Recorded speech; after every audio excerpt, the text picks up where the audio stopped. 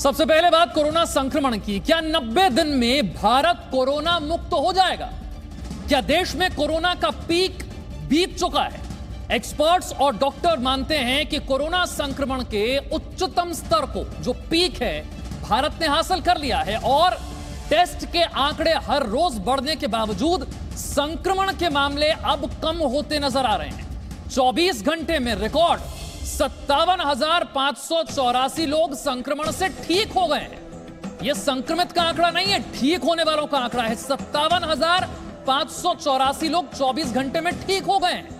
55,079 नए केस आए हैं और पिछले 5 दिन से कोरोना संक्रमण के आंकड़े घट रहे हैं। स्वास्थ्य मंत्रालय कोरोना संक्रमण से होने वाली मृत्यु दर में लगातार कमी की बात कर रहा है। देश में कोरोना संक्रमण से ठीक होने वाले मरीजों की दर हो गई है 73.17%, 73.17। यह है रिकवरी रेट, ठीक होने वालों की दर।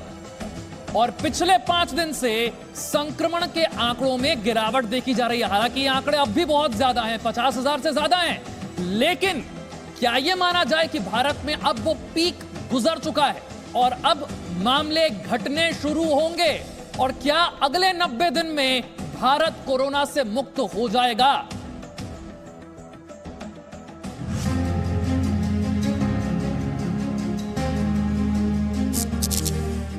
कोरोना संक्रमण मुक्त भारत का काउंटडाउन शुरू हो चुका है। कोरोना के खिलाफ लड़ाई में भारत ने बड़ी जीत हासिल की है। केंद्रीय स्वास्थ्य मंत्रालय के मुताबिक इस वक्त देश में कोरोना संक्रमण के कुल केस में सिर्फ 25% एक्टिव केस है और औसत रिकवरी हर रोज 55,000 के करीब है। कोरोना संक्रमण से ठीक होने वाले मरीजों की संख्या 19,70,000 से ज्यादा है, जो एक्टिव केस से 2.93% ज्यादा है। कि जो रिकवर्ड पेशेंट्स हैं, यानी ऐसे मरीज जो ठीक हो गए, भले चंगे हो गए, वो लगभग 20 लाख अब पहुंचने वाले हैं। 19,70,000 हो गए हैं और कुल एक्टिव केसेस के लगभग 3 गुना रिकवर्ड केसेस हो गए हैं। 2.93 times of active cases are the recovered cases. देश को कोरोना संक्रमण पर यह बड़ी जीत हासिल हुई है। जांच में आई तेजी की वजह से हर दिन औसतन 8 लाख से ज्यादा कोरोना के मामलों की जांच हो रही है।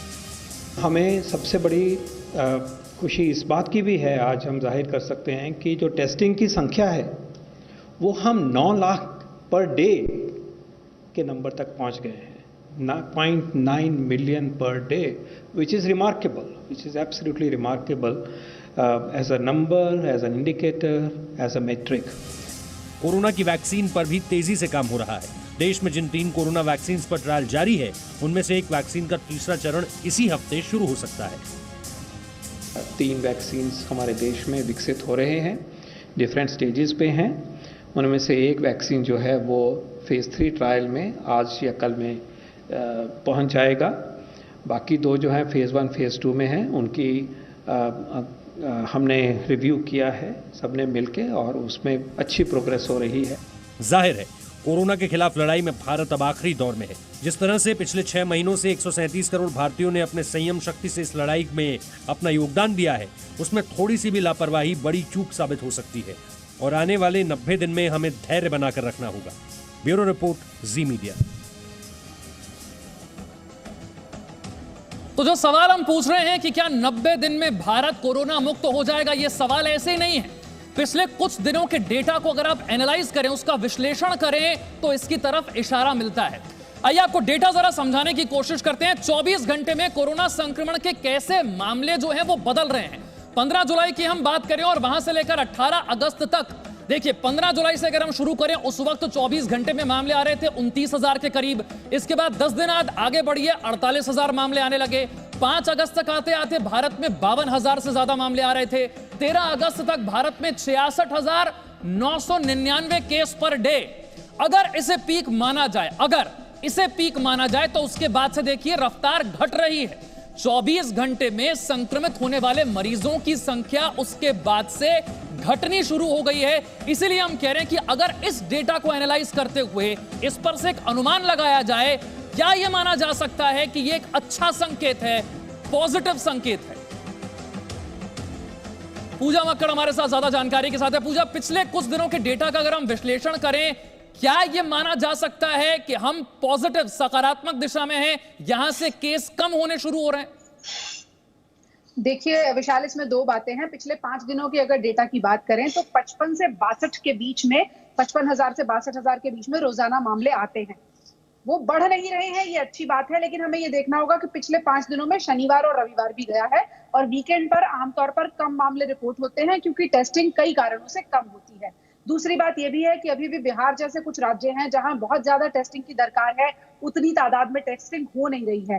तो कोई बड़ी बात नहीं है कि आने वाले वक्त में हम ये मामले ज्यादा बढ़ते हुए देखें, 70,000 के आसपास के मामले देखें, 80,000 के आसपास के मामले देखें, लेकिन जिन राज्यों में आ चुके हैं, दिल्ली, मुंबई, वहां से घटने शुरू हो रहे हैं, ये एक अच्छा संकेत है।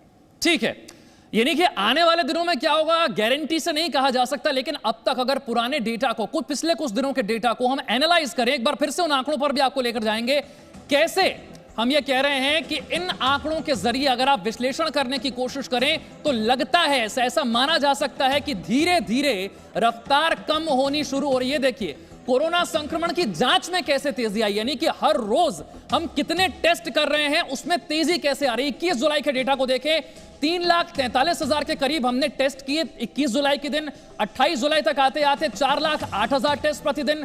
4 अगस्त तक आते आते 6 लाख से ज्यादा टेस्ट। 11 अगस्त तक आते आते ये 7 लाख से ज्यादा टेस्ट पर डे हो गए। और पिछले 24 घंटे में अगर हम देखें, करीब 9 लाख टेस्ट 24 घंटे में भारत ने किए हैं।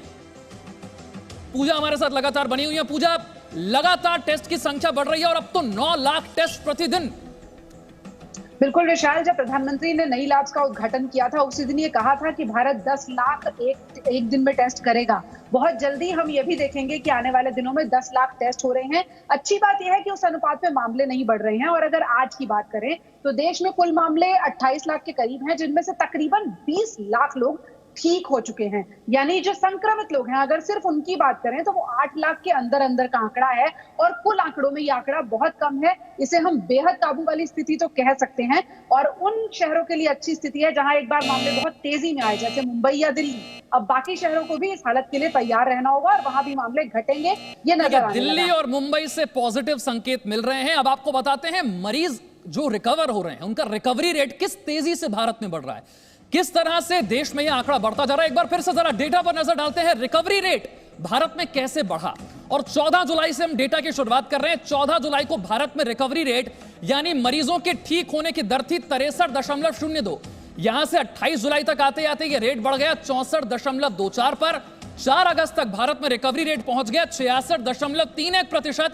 11 अगस्त को उससे और कुछ ज्यादा यानी कि 69.8%। और 18 अगस्त तक देखिए 73.17% रिकवरी रेट। कोरोना संक्रमित मरीजों का रिकवरी रेट, किस तरीके से मरीज रिकवर हो रहे हैं। और अब तो पिछले 24 घंटे में रिकॉर्ड रहा है, ये 55,000 से ज्यादा मरीज ठीक हुए हैं। रिकवरी रेट जो है वो बढ़ रहा है, ये अच्छा संकेत है।